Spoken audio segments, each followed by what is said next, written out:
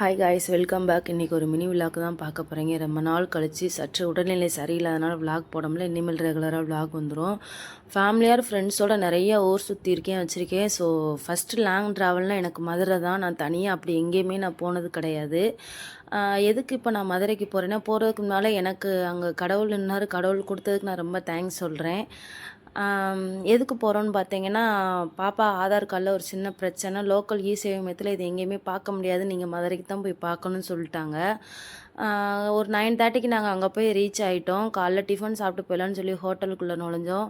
நாள் வரைக்கும் எந்த பஸ்ஸில் ஏறணும் இறங்கணும்னு சொல்லி மட்டும்தான் நாங்கள் ஃபிக்ஸ் பண்ணிவிட்டு போனோமே தவிர, நாங்கள் கூகுளில் சர்ச் பண்ணல. ஒரு நாளைக்கு 500 டோக்கன் தானா அப்படின்னு சொல்லிட்டு பாப்பா சாப்பிட்டுட்டு இருக்கும்போது சொன்னாங்கம்மா, 500 டோக்கன் தான் தருவாங்களாம் அப்படின்னு சொல்லி சொன்னாங்க.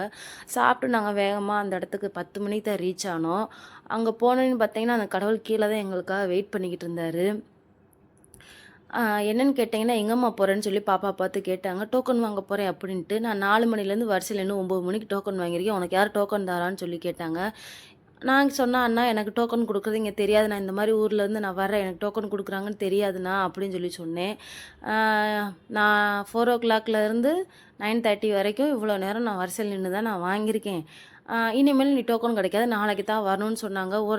ஒரு நிமிஷத்தில் அந்த இடத்துல நான் பிளாங்க் ஆகி நின்றுட்டேன். நான் அங்கேருந்து இவ்வளோ தூரம் வந்தது நான் சாப்பிட தான் வந்தேனான்னு சொல்லி எனக்கு கொஞ்சம் ரொம்ப ஃபீல் ஆயிடுச்சு.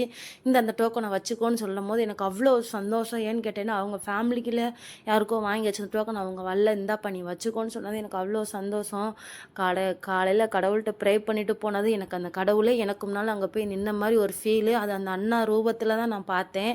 அவர் யார் எவருன்னே தெரியாது. இந்த உலகத்தில் தெரிஞ்சவங்க எனக்கு உதவி செய்கிறதோட எனக்கு தெரியாதவங்க உதவி தான் எனக்கு என் வாழ்க்கையில் ரொம்ப சக்ஸஸாக நான் ஓடிக்கிட்டு இருக்குன்னு தான் நான் சொல்லுவேன் உண்மையிலேயும்.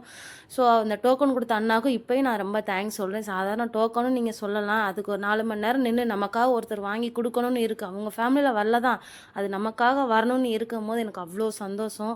ஸோ இந்த விளாக் பிடிச்சிருந்தா லைக் பண்ணுங்கள், சப்ஸ்கிரைப் பண்ண மறந்துடாதீங்க. Okay, by.